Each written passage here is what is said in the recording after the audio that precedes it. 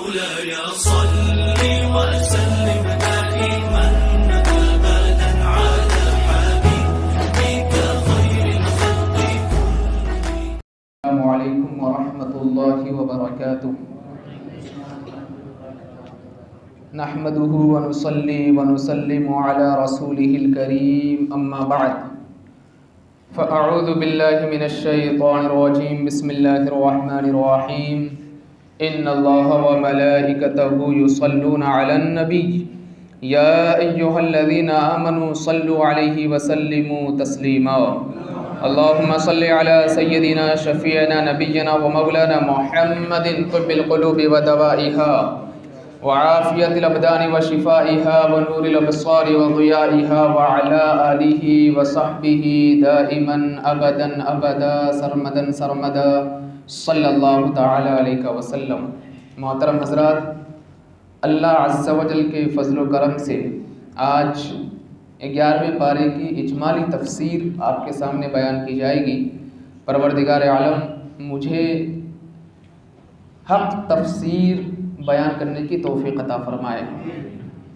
دیکھیے 11واں پارہ جو ہے اس میں سورہ توبہ کا اخیر والا حصہ ہے اور سورہ یونس بھی ہے. سورہ توبہ میں کن کن چیزوں کا ذکر ہے وہ کل آپ نے سماعت کیا تھا. آج 11ویں پارے کے اخیر والے حصے میں جو سورہ توبہ ہے اس میں کن چیزوں کا ذکر ہے. سب سے پہلی آیت مبارکہ يَعْتَذِرُونَ إِلَيْكُمْ إِذَا رَجَعْتُمْ إِلَيْهِمْ قُلْ لَا تَعْتَذِرُوا لَن نُؤْمِنَ لَكُمْ قَدْ نَبَّأَنَا اللَّهُ مِنْ أَخْبَارِكُمْ وَسَيَرَى اللَّهُ عَمَلَكُمْ وَرَسُولُهُ ثُمَّ تُرَدُّونَ إِلَى عَالِمِ الْغَيْبِ وَالشَّهَادَةِ فَيُنَبِّئُكُم بِمَا كُنتُمْ تَعْمَلُونَ. یہ جو پہلی آیت مبارکہ ہے، جب نبی کریم صلی اللہ تعالی علیہ وسلم غزوہ تبوک کے لیے تشریف لے کر کے گئے تھے. غزوہ کہتے ہیں جنگ کو. تبوک وہاں پر جہاں مسلمان اور کفار کے درمیان لڑائی ہوئی تھی. تو غزوہ تبوک کے لیے جب آقا کائنات علیہ الصلوۃ والسلام تشریف لے کر کے گئے تو حکم یہ ہے کہ جب جہاد کے متعلق آیت مبارکہ نازل ہو اور اللہ کے رسول علیہ الصلوۃ والسلام جہاد کے لیے نکلنے کا حکم عطا فرما دیں اور کسی کے پاس رکنے کے لیے کوئی عذر شرعی موجود نہ ہو کہ کوئی اپنے گھر پہ رکے، اس کے پاس کوئی عذر موجود نہ ہو، تو سب کے لیے لازم اور ضروری ہے کہ وہ سب کے سب جہاد کے لیے نکل جائیں. تو غزوہ تبوک میں جب آقا کائنات علیہ الصلوۃ والسلام لشکروں کے ساتھ جہاد کے لیے نکلے تو کچھ لوگ پیچھے رہ گئے، وہ نہیں گئے. اس میں سے 80 لوگ تھے جو منافقین تھے. انہوں نے کیا سوچا تھا کہ جب نبی کریم صلی اللہ علیہ وسلم جہاد سے آ جائیں گے تو ہم عذر پیش کریں گے ان کے بارگاہ میں، کہیں گے کہ ہم کو تکلیف تھی، پریشانی تھی، اور جھوٹی جھوٹی باتیں پیش کر دیں گے تو وہ ہم کو درگزر کر دیں گے.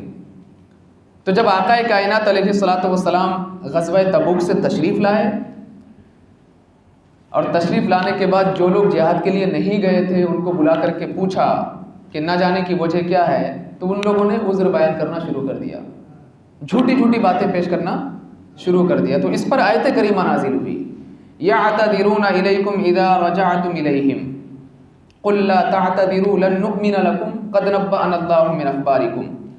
کہ اللہ تعالیٰ نے غزوہ تبوک سے واپسی پر اپنے نبی کو خبر دی کہ منافقین طرح طرح کی جھوٹے عذر پیش کریں گے، قسمیں کھائیں گے تاکہ آپ ان کو درگزر کر دو، مگر اللہ تعالیٰ ایسے لوگوں سے ہرگز راضی نہیں ہوگا جو نبی کی بارگاہ میں آ کر کے جھوٹ بولے.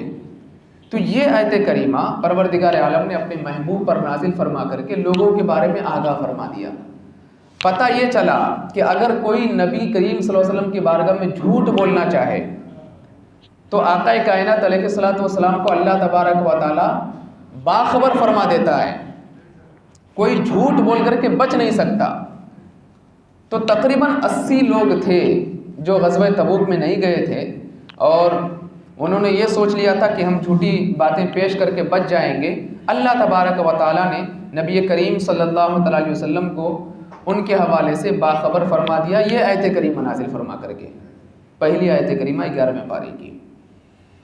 اب اسی سورہ توبہ میں 11ویں پارے میں ایک آیت کریمہ ہے والسابقون الاولون من المہاجرین والانصار والذین اتبعوهم بإحسان رضی اللہ عنہم ورضوا عنہ وأعد لهم جنات تجری من تحتها الانہار خالدین فیہا ابدا ذلک الفوز العظیم.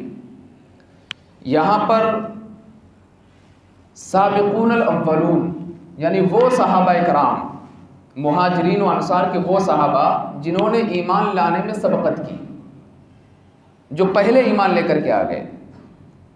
بلکہ بعض حضرات فرماتے ہیں کہ یہاں پر بدری صحابہ بھی مراد ہیں جنہوں نے غزوہ بدر میں شرکت کی.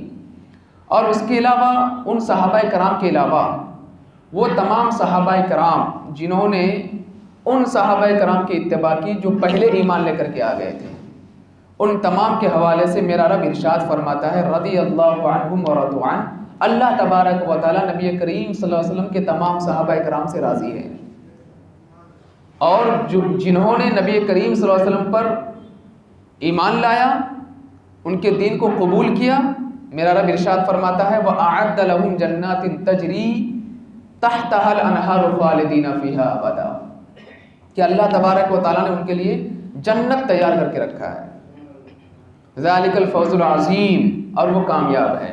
اس آیت کریمہ کے ذریعے سے یہ بات معلوم پڑی کہ صحابہ کرام کے شان میں بھی گستاخی اللہ تبارک و تعالیٰ پسند نہیں فرماتا ہے. کچھ لوگ ہیں جو صحابہ کرام کے شان میں گستاخی کرتے ہیں، چند صحابہ کو گالی دیتے ہیں، نعوذ باللہ من ذالک. کچھ لوگ اہل بیت کی جھوٹی محبت میں، اس کو سچی محبت نہیں کہیں گے، جھوٹی محبت میں صحابہ کرام رضوان اللہ تعالی علیہ مجمعین، بالخصوص سیدنا صدیق اکبر رضی اللہ تعالی عنہ اور سیدنا عمر فاروق اعظم رضی اللہ تعالیٰ عنہ کے شان میں نازیبہ کلمات استعمال کرتے ہیں.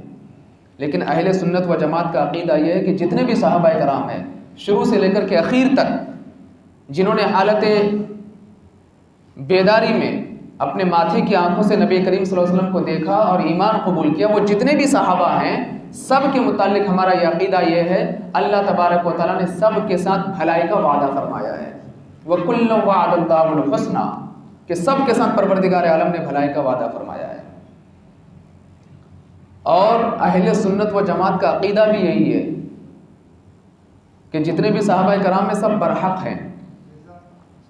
اور نبی کریم صلی اللہ علیہ وسلم ارشاد فرماتے ہیں اصحابی کا نجوم فبأیہم اقتدیتم اہتدیتم، کہ میرے صحابہ ستاروں کے مانند ہیں، تم ان میں سے جن کی بھی پیروی کر لو گے ہدایت پا جاؤ گے.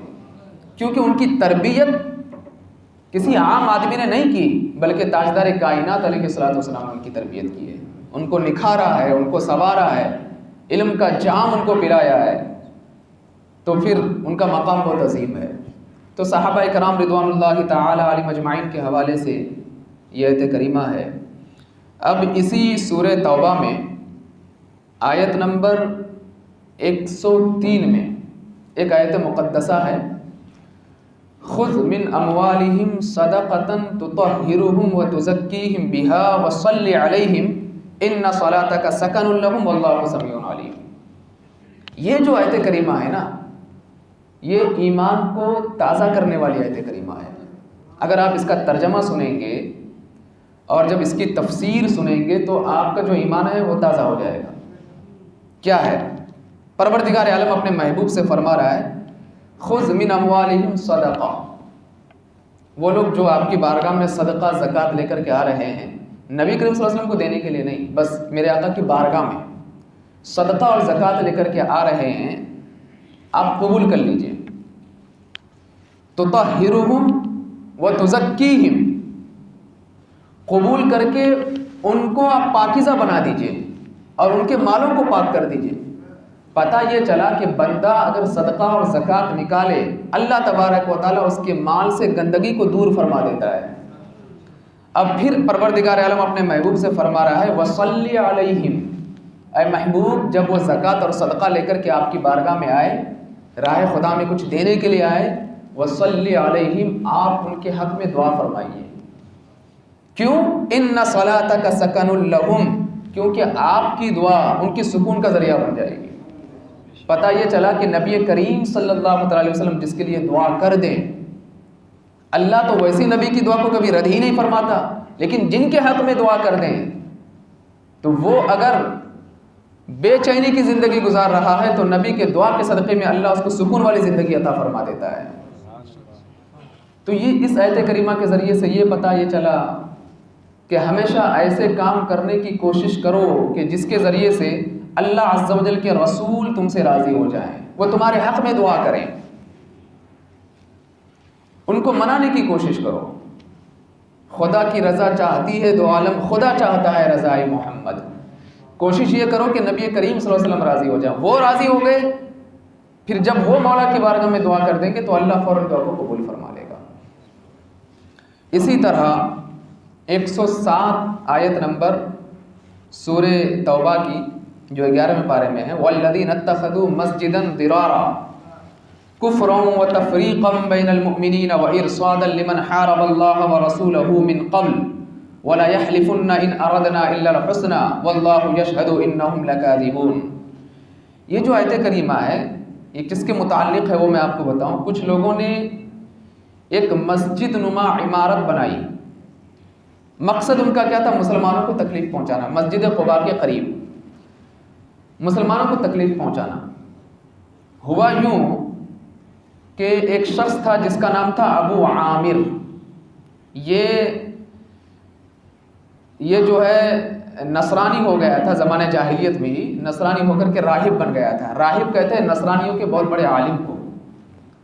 جب آقا کائنات علیہ الصلوۃ والسلام ہجرت کر کے مدینہ المنورہ تشریف لائے تو یہ جو ابو عامر تھا یہ نبی کریم صلی اللہ علیہ وسلم کے پاس آیا اور آ کر کے کہنے لگا کہ کون سا دین لے کر کے آئے ہو؟ تو نبی کریم صلی اللہ علیہ وسلم نے فرمایا کہ ملت ابراہیم، اپنے باپ کے دین کو۔ تو اس نے کہا کہ نہیں، ایسا نہیں ہو سکتا۔ میرے آقا نے کہا کہ نہیں، یہی صحیح ہے۔ تو اس نے کہا کہ آپ نے اس میں کچھ رد و بدل کر دیا ہے۔ تو نبی کریم صلی اللہ علیہ وسلم نے فرمایا کہ ایسا کچھ نہیں ہے۔ تو اس نے فوراً کہا ٹھیک ہے، ہم میں سے جو جھوٹا ہوگا اللہ تعالیٰ اسے حالت سفر میں تنہا اور بے کس کر کے ہلاک کر دے گا۔ کس نے کہا؟ یہ ابو عامر نے کہا۔ آقا کائنات علیہ الصلوۃ والسلام نے فرمایا آمین۔ پھر اس نے کہا کہ جتنے بھی لڑائیاں ہوں گی، جنگ ہوں گے، میں ساری لڑائیوں میں تمہاری مخالفت کروں گا۔ نبی کریم صلی اللہ علیہ وسلم سے فرمایا، میرے آقا نے فرمایا ٹھیک ہے۔ تو جنگ احد، جنگ حنین، یہاں تک معاملہ چلا اور سب میں وہ نبی کریم صلی اللہ علیہ وسلم کا مخالف رہا۔ کون؟ ابو عامر، سب میں مخالف رہا۔ اور قبیلہ حوازن، یہ قبیلہ ہے، جب اس کو شکست ہو گئی تو ابو عامر جو ہے بوکھلا گیا اور وہاں سے اس نے بھاگنے کا ارادہ کیا ملک شام کی جانب۔ تو ملک شام سے منافقین کی ایک جماعت کو بھیجا، کہا کہ جاؤ اور فوراً جا کر کے مسجد قباء، جو لوگ حج اور عمرہ کرنے گئے ہوں گے انہوں نے مسجد قباء کو دیکھا ہوگا، وہاں نماز بھی ادا کی ہوگی۔ الحمدللہ مجھ فقیر کو یہ سعادت حاصل ہے کہ مسجد قباء میں میری حاضری ہوئی ہے۔ تو بہت سارے لوگ گئے ہوں گے، مجھے امید ہے۔ تو ابو عامر نے کیا کہا کہ مسجد قباء کے قریب جاؤ، ایک مسجد تعمیر کرو، اور منافقین کی ایک جماعت کو بھیجا۔ اس نے اس مسجد نما عمارت کو بنانے کا اس کا مقصد یہ تھا کہ لوگوں کے درمیان تفریق پیدا کرنا، لڑائی کروانا، جھگڑا کروانا۔ تو منافقین کی ایک جماعت کو اس نے بھیجا۔ تو مسجد قباء کے قریب مسجد ضرار، جس کا ذکر قرآن مجید میں ہے، مسجداً ضرارا، آیت نمبر 117 میں دیکھ لیجئے گا آپ لوگ، مسجداً ضرارا۔ تو نبی کریم صلی اللہ علیہ وسلم کی بارگاہ میں کچھ لوگ آئے اور آ کر کے کہنے لگے کہ اے اللہ کے رسول، یہ مسجد قباء کے قریب ایک مسجد ہم نے بنائی ہے جس کا نام مسجد ضرار ہے، آپ یہاں پر نماز، پہلی نماز آپ کے ذریعے سے ادا ہو جائے تو بہت اچھا ہوگا۔ اور ہمارا مقصد یہ ہے کہ جو لوگ مسجد قباء میں نہیں جا سکتے، جو بوڑھے ہو گئے، ضعیف ہو گئے، تو وہ مسجد ضرار میں آ کر کے نماز ادا کرے۔ نبی کریم صلی اللہ علیہ وسلم کے پاس آئے تو میرے آقا نے فرمایا کہ ابھی تو میں تبوک جا رہا ہوں، وہاں سے واپسی پر دیکھوں گا رب کی جو رضا ہے اس پر میں عمل کروں گا۔ اور آقا کائنات علیہ الصلوۃ والسلام آپ وہاں سے تبوک کے لیے نکل گئے، اور جب میرے آقا تبوک سے واپس آئے، قبل اس کے کہ یہ لوگ نبی کریم صلی اللہ علیہ وسلم کی بارگاہ میں درخواست کرتے کہ مسجد ضرار میں آپ نماز ادا فرمائیں، آیت کریمہ نازل ہو گئی۔ اللہ تبارک و تعالیٰ نے نبی کو آگاہ فرما دیا کہ ان لوگوں نے مسجد نما جو عمارت بنائی ہے یہ مسجد نہیں ہے، تفریقا بین المؤمنین، مومنوں کے درمیان جدائیگی کے لیے انہوں نے مسجد بنائی ہے۔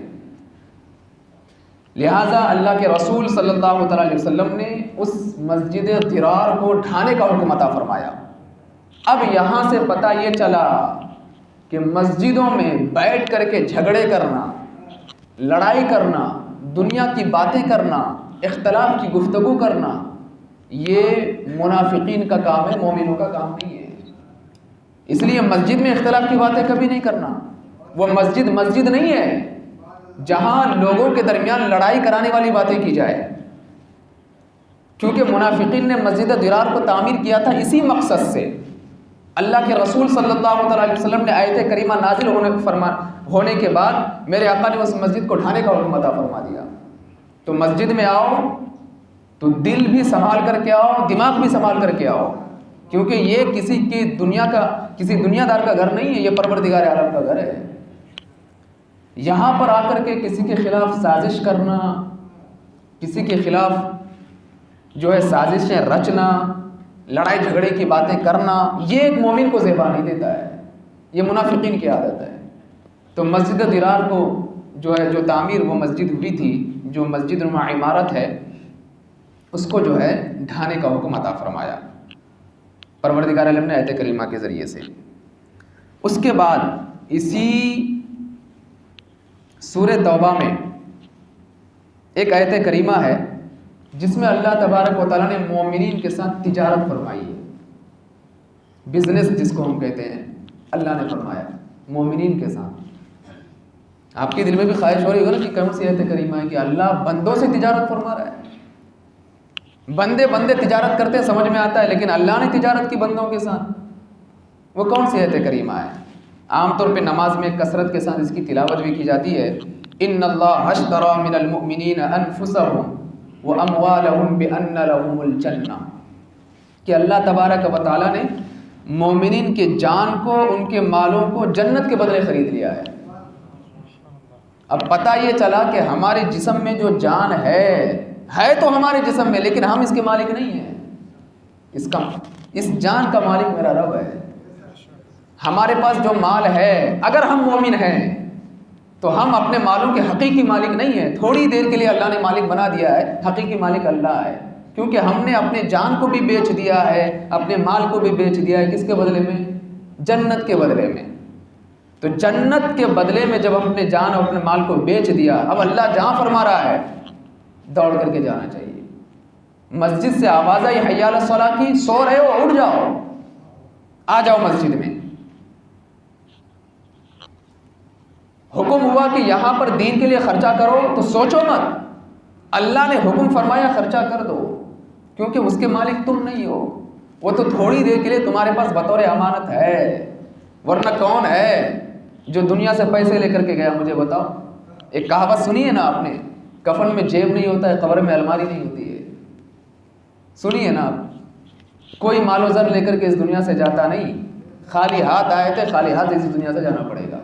بلکہ اگر ستر پوشی کا خیال نہ ہوتا تو ننگا آئے تھے، ننگا جانا پڑے گا۔ وہ تو کفن دیا جاتا ہے ستر پوشی کے لیے، تاکہ جسم کے ان اعضاء کو چھپا دیا جائے جو عام طور پہ لوگوں کو دکھایا نہیں جاتا ہے، ورنہ اس کے بھی حقدار نہیں ہے۔ کوئی انسان جب دنیا میں آتا ہے تو کچھ مال و زر لے کر کے آتا ہے کیا؟ نہیں نا، ننگا پیدا ہوتا ہے نا۔ کچھ کپڑا بھی اپنے جسم میں لے کر کے نہیں آتا، جاتا بھی اسی طرح ہے، لیکن پھر اس انسان کا دماغ بدل کیسے جاتا کہ دنیا داری میں آخرت کو بھول جاتا ہے، وہ مال اور اس کو پونجی کو جمع کرنے کی ہوس میں احکامات خدا بندی کو بھول جاتا ہے۔ وہ یہ بھول بیٹھا ہے اگر وہ مومن ہے تو اس نے جنت کے بدلے میں تو سودا کر لیا نا اپنے مالوں کا۔ تو لہٰذا دین کے راہ میں خرچہ کرنے میں کبھی ہچکچاہٹ محسوس نہیں کرنا۔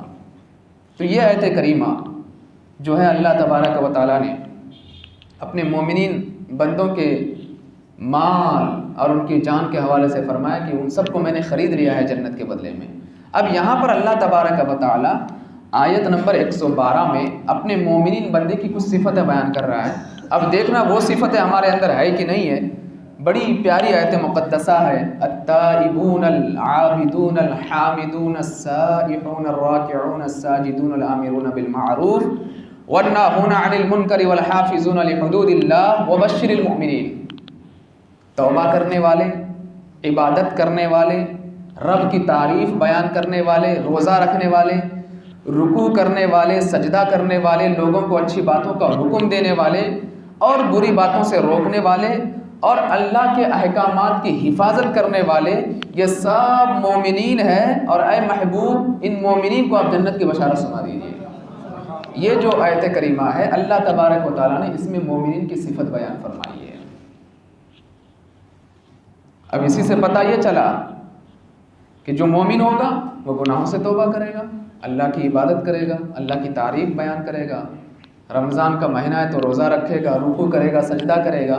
اور مومنین کی ایک عظیم صفت یہ ہے وہ خود بھی بری چیزوں سے رکتا ہے اور دوسروں کو بھی روکتا ہے۔ اگر مومن ہو تو لوگوں کو اچھی باتوں کا حکم دو اور بری باتوں سے روکو، یہ آیت کریمہ ہے۔ اسی طرح اسی سورہ توبہ کی آیت نمبر 118 میں وَعَلَى الثَّلَاثَةِ الَّذِينَ خُلِّفُوا حَتَّى إِذَا ضَاقَتْ عَلَيْهِمُ الْأَرْضُ بِمَا رَحُبَتْ وَضَاقَتْ عَلَيْهِمْ أَنفُسُهُمْ وَظَنُّوا أَن لَّا مَلْجَأَ مِنَ اللَّهِ إِلَّا إِلَيْهِ ثُمَّ تَابَ عَلَيْهِمْ لِيَتُوبُوا إِنَّ اللَّهَ هُوَ التَّوَّابُ الرَّحِيمُ۔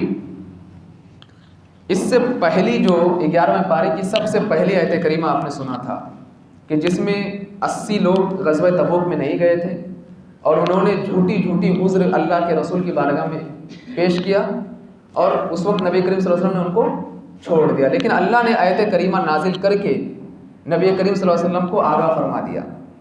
3 صحابہ کرام تھے جو غزوہ تبوک میں نہ جا سکے، حضرت کعب، بلال بن امیہ اور مرارہ ابن ربیع، یہ تینوں بھی نہیں گئے تھے۔ تو یہ تینوں کہتے ہیں حدیث مبارکہ میں اختصار کے ساتھ آپ کو بتاؤں کہ جب لوگ آگے بڑھ کر کے جھوٹی باتیں میرے آقا کی بارگاہ میں پیش کر رہے تھے تو حضرت کعب نے سوچا کہ میں بھی سوچا کہ جھوٹ بول کر کے بچ جاؤں، کیونکہ آقا پوچھ رہے تھے کہ کیوں نہیں آئے تبوک میں، جنگ میں تم نے کیوں نہیں شرکت کی۔ حضرت کعب کہتے ہیں کہ جیسے ہی میں میرے آقا کی بارگاہ میں گیا ان کے چہرے کو میں نے دیکھا تو چہرہ دیکھنے کے بعد میں نے یہ فیصلہ کر لیا کہ یہ وہ عظیم ذات ہے جو سینے میں موجود دل کے حالات کو پڑھ لیا کرتے ہیں، میں ان کے سامنے کیسے جھوٹ بول سکتا ہوں، یہ تو دلوں کے حالات کو جانتے ہیں۔ یہ تو وہ ذات ہے کہ رب وحی نازل فرما کر کے بندوں کے حوالے سے انہیں آگاہ فرما دیا کرتا ہے۔ حضرت کعب کہتے ہیں میں جھوٹ بولنے کی کوشش تو کر رہا تھا لیکن مصطفیٰ کے چہرے کو دیکھ کر کے جھوٹ بولنے کی طاقت میرے اندر پیدا نہیں ہوئی اور میں نے سیدھا بتا دیا یا رسول اللہ علیہ وسلم میری غلطی ہے، میں تبوک میں شرکت نہ کر سکا، آپ مجھے جو بھی سزا دیں میں اسے قبول کرنے کے لیے تیار ہوں۔ یہ 3 صحابہ کرام تھے، ان تینوں نے جھوٹ نہیں بولا اور صحیح جو باتیں تھیں اللہ کے رسول کی بارگاہ میں انہوں نے پیش کر دیا۔ 50 دن تک ان کا سوشل بائیکاٹ کیا گیا۔ کتنے دن تک؟ 50 دن تک سوشل بائیکاٹ کیا گیا، کوئی ان سے بات چیت نہیں، سب سے بات چیت بند کر کے ان کو جو سب کو منع فرما دیا میرے آقا نے کہ کوئی ان سے بات چیت نہ کرے۔ بس میں اختصار کے ساتھ کہہ دوں یہ چونکہ اللہ کے رسول کی بارگاہ میں جھوٹ نہیں بولے، نبی کریم صلی اللہ علیہ وسلم کی عزت کے احترام کیا، تو اللہ تبارک و تعالیٰ نے ان کے توبہ کے متعلق اپنے محبوب پر آیت کریمہ نازل فرما دی کہ یا رسول اللہ، اے میرے نبی، یہ تینوں جو صحابہ آپ کے ہیں جنہوں نے آپ کے سامنے جھوٹی بات نہیں پیش کی، کوئی عذر پیش نہیں کیا، ان کے توبہ کو میں نے قبول کر لیا ہے اور یہ ان کی توبہ کی سند ہے اور قیامت تک کے لیے یہ سند کتابوں میں موجود ہے۔ پتہ یہ چلا کہ جو رسول اللہ کے بارگاہ میں سچ بولے گا دنیا اس کا ساتھ دے یا نہ دے لیکن ضرور مولا اس کا ساتھ دیا کرتا ہے۔ پھر اس کے بعد فوراً آیت کریمہ ہے یا ایھا الذین آمنوا اتقوا اللہ وکونوا مع الصادقین، اے ایمان والو اللہ سے ڈرو اور سچوں کے ساتھ ہو جاؤ۔ اب یہ سچے ہے کون؟ یہ صحابہ کرام ہیں۔ یہ سچے کون ہیں؟ اولیاء کرام ہیں۔ یہ سچے کون ہیں؟ علماء کرام ہیں۔ اس لیے تو فرماتے ہیں کہ علماء کی صحبت میں بیٹھو، میرے آقا فرماتے ہیں کہ جو کسی عالم کی صحبت میں بیٹھا گویا کہ وہ میری صحبت میں بیٹھ گیا، جو کسی عالم سے گفتگو کیا گویا کہ اس نے مجھ سے گفتگو کیا، چونکہ عالم کی صحبت تم کو مجھ سے قریب کر دیا کرتی ہے۔ یہ جو آیت کریمہ انہیں کے حوالے سے نازل ہوئی۔ اب دیکھیے سورہ توبہ کی اخیر کی جو 2 آیتیں ہیں، لقد جاءکم رسول من انفسکم عزیز علیہ ما عنتم حریص حریص علیکم بالمؤمنین رؤوف الرحیم فإن تولوا فقل حسبی اللہ لا الہ الا هو علیہ توکلت وهو رب العرش العظیم. یہ جو 2 آیتیں ہیں نا، یہ سورہ توبہ کی جان ہے. بڑی پیاری آیتیں ہیں یہ. اس کا ترجمہ کیا ہے کہ بے شک تمہارے پاس تم میں سے ایک رسول تشریف لائے، تمہارا مشقت میں پڑنا ان پر گراں گزرتا ہے. یعنی تم کو اگر کوئی تکلیف ہوتی ہے تو تمہاری تکلیف کی وجہ سے نبی کریم صلی اللہ علیہ وسلم کو تم سے تکلیف ہوتی ہے. یعنی آقا کائنات علیہ الصلوۃ والسلام اس قدر محبت فرماتے ہیں. تو اس کے حوالے سے میں کچھ بات پیش کروں. سب سے پہلے ایک چیز میں آپ کو بتاؤں، حضرت شیخ شبلی، چند بزرگان دین نے تواتر کے ساتھ کتاب میں موجود ہے کہ ان کو خواب میں دیکھا کہ وہ نبی کریم صلی اللہ علیہ وسلم کے پاس جا رہے ہیں، تو آقا کائنات علیہ الصلوۃ والسلام حضرت شیخ شبلی کے استقبال کے لیے کھڑے ہو گئے. کون کھڑے ہو گئے؟ کائنات کے داتا امتی کے لیے کھڑے ہو گئے اور ان کی پیشانی کو چوما، ان کو اپنے قریب بٹھایا. تو بزرگان دین جنہوں نے خواب میں دیکھا تو شیخ شبلی سے پوچھا کہ آخر اتنا بڑا مقام تم کو کیسے مل گیا کہ اللہ کے رسول علیہ الصلوۃ والسلام تمہارے استقبال کے لیے کھڑے ہو کر کے تم کو اپنے قریب بٹھا رہے ہیں. وہ کہتے ہیں میرے اندر ایک عادت تھی، میں کثرت کے ساتھ سورہ توبہ کے آخر کی 2 آیتوں کی تلاوت کرتا تھا اور تلاوت کرنے کے بعد 3 مرتبہ نبی کریم صلی اللہ علیہ وسلم پر درود بھیجتا تھا. اس کی برکت سے نبی کریم صلی اللہ علیہ وسلم نے کھڑے ہو کر کے میرا استقبال فرمایا ہے. یہ جو آیت کریمہ ہے سورہ توبہ کی آخر کی 2 آیتیں. اب یہاں پر ایک چیز دیکھیں، آقا کائنات علیہ الصلوۃ والسلام فرماتے ہیں کہ میری امت کو اگر تکلیف ہو تو ان کی تکلیف کو دیکھ کر کے مجھے تکلیف ہوتی ہے. آپ اگر تاریخ کا مطالعہ کریں، احادیث کریمہ کا مطالعہ کریں تو نبی کریم صلی اللہ علیہ وسلم فرماتے ہیں کہ میرا من تو یہ کرتا ہے کہ عشاء کی نماز کو میں طویل کر دوں تہجد کی نماز تک، لیکن مجھے میری امت کا خیال آ جاتا ہے، پھر میں اس نماز کو طویل نہیں کرتا. میرا من کرتا ہے کہ میں مسواک کو امت کے لیے لازم قرار کر دوں، پھر مجھے خیال آتا ہے کہ میری امت کہیں برداشت نہ کر سکے، کہیں ہمیشہ اس پر مواظبت برت نہ سکے تو پھر وہ گنہگار ہو جائیں گے. پھر میں امت کو دیکھ کر کے اپنے فیصلے تبدیل کر لیا کرتا ہوں. میرے آقا فرماتے ہیں کہ میرا من کرتا ہے کہ میں نماز کو کافی لمبی نمازیں پڑھاؤں، لمبی رکعتیں پڑھاؤں، لیکن پھر مجھے میری امت کے بوڑھوں کا خیال آ جاتا ہے، بیماروں کا خیال آ جاتا ہے.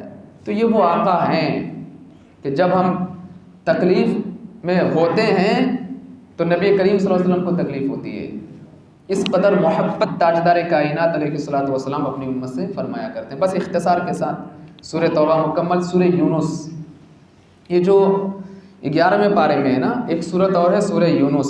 اس کی جو ابتدا کی چند آیتیں ہیں نا، اس میں اللہ تبارک و تعالیٰ نے اپنی وحدانیت کا اعلان فرمایا ہے، نبی کریم صلی اللہ علیہ وسلم کی رسالت کا اعلان فرمایا ہے، آخرت کا ذکر ہے، قرآن مجید کا ذکر ہے، چاند و سورج کو اللہ تبارک و تعالیٰ نے جو بنایا ہے، چاند کے ساتھ چاندنی، سورج کے ساتھ روشنی، ان تمام چیزوں کا ذکر کرنے کے بعد آخر میں اللہ نے فرمایا فَاعْبُدُوهُ، میرے بندو ان تمام چیزوں کو میں نے بنایا ہے لہٰذا تم میری عبادت کرو. اب سورہ یونس میں حضرت سیدنا یونس علیہ الصلوۃ والسلام کا واقعہ ہے، اختصار کے ساتھ ہے، جبکہ دیگر پاروں میں موجود ہے. یہ غالباً 17ویں پارے میں بھی ہے مکمل واقعہ. حضرت یونس علیہ الصلوۃ والسلام کو مچھلی نے جو نگل لیا تھا، وہ کس طریقے کا واقعہ میں آپ کو بتاؤں کہ ہزاروں سال پہلے عراق کی سرزمین پر ایک علاقہ ہے نینوا، کیا نام ہے اس کا؟ نینوا. وہاں کی جو قوم تھی نا، وہ لوگ بت پرست، بتوں کو پوجا کرتے تھے. تو اللہ تبارک و تعالیٰ نے اپنے نبی حضرت یونس علیہ الصلوۃ والسلام کو وہاں پر بھیجا کہ جائیے آپ تبلیغ کیجیے. 40 سال تک انہوں نے تبلیغ کی. کتنے سال تک؟ 40 سال تک. لیکن وہ لوگ دین قبول نہیں کر رہے تھے.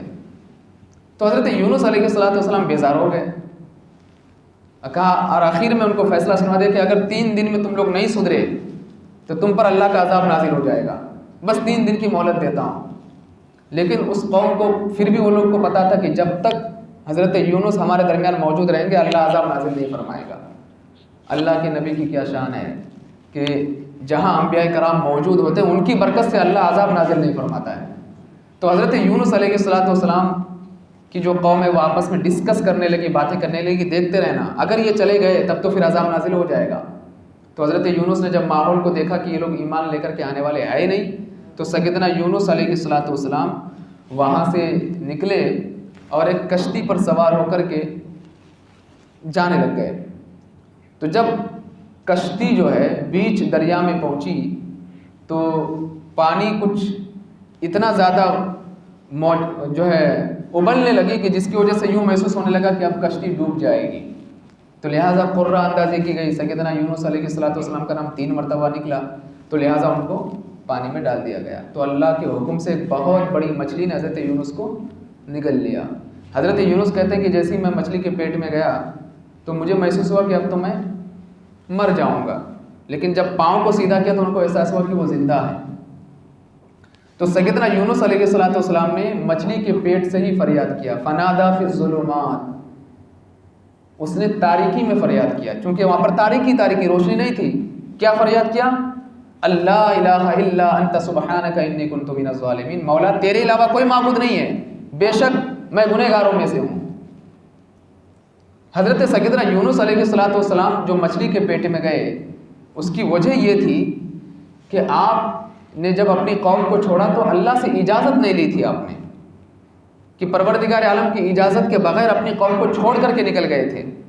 تو سیدنا یونس علیہ السلام کو 40 دن تک مچھلی کے پیٹ میں رکھا گیا، اور 40 دن کے بعد اس مچھلی نے حضرت یونس کو دریا کے کنارے اگل دیا۔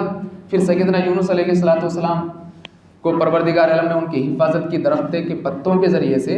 ادھر حضرت یونس کی قوم جب حضرت یونس چلے گئے تو جب آسمان کو دیکھا انہوں نے تو آسمان ابر آلود ہے، اور ان کو محسوس ہونے لگا کہ اللہ عذاب نازل فرما دے گا۔ تو سیدنا یونس علیہ السلام کی قوم نے سچے دل سے مولا کی بارگاہ میں توبہ کر لی تھی، اللہ نے ان کی توبہ کو قبول فرما لیا تھا اور ان کو عذاب سے پروردگار عالم نے بچا لیا تھا۔ اس پورے واقعے کا ذکر یہاں پر بھی ہے اور 17ویں پارے میں بھی ہے۔ تو آپ کلام مجید کا مطالعہ کریں، اپنے علم میں اضافہ کریں اور دینی تعلیم سے آراستہ ہونے کی کوشش کریں۔ میں پروردگار عالم کی بارگاہ میں دعا کرتا ہوں کہ اللہ تبارک و تعالی ہم سب کو کہنے سننے سے زیادہ عمل کرنے کی توفیق عطا فرمائے۔ ان اللہ و